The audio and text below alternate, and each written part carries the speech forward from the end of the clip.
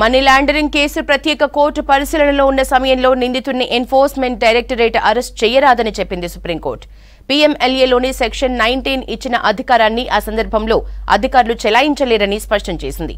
సమన్లు అందుకున్న నిందితుడు ప్రత్యేక కోర్టు ముందు హాజరు కావటాన్ని అతను కస్టడీలో ఉన్నట్లుగా భావించరాదని justice A S Oka, justice Ujjal Bhuyan ధర్మాసనం తెలిపింది.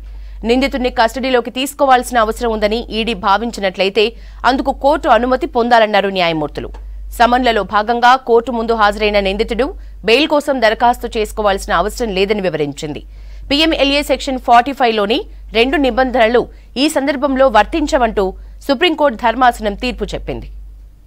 పీఎంఎల్ఏ సెక్షన్ 45 ప్రకారం మనీ లాండరింగ్ కేసులో నిందితుడు బెయిల్ కోసం దరఖాస్తు చేసుకుంటే న్యాయస్థానం ముందు ప్రాసిక్యూటర్ వాదనలు వినాలని చెప్పింది సుప్రీం.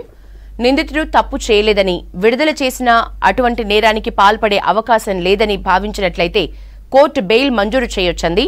సమన్లతో న్యాయస్థానానికి హాజరైన నిందితుల్ని కొన్ని ప్రత్యేక కోర్టులు కస్టడీలోకి తీసుకోవటాన్ని అనుమతిస్తున్నాయని, దీంతో నిందితులు బెయిల్ కోసం లేదా ముందస్తు బెయిల్ కోసం దరఖాస్తు చేసుకోవాల్సిన తప్పనిసరి పరిస్థితి ఎదురవుతోందని సుప్రీంకోర్టు ధర్మాసనం తెలిపింది. ప్రత్యేక కోర్టులు ఈ విధంగా చేయటం అక్రమమని స్పష్టం చేసింది.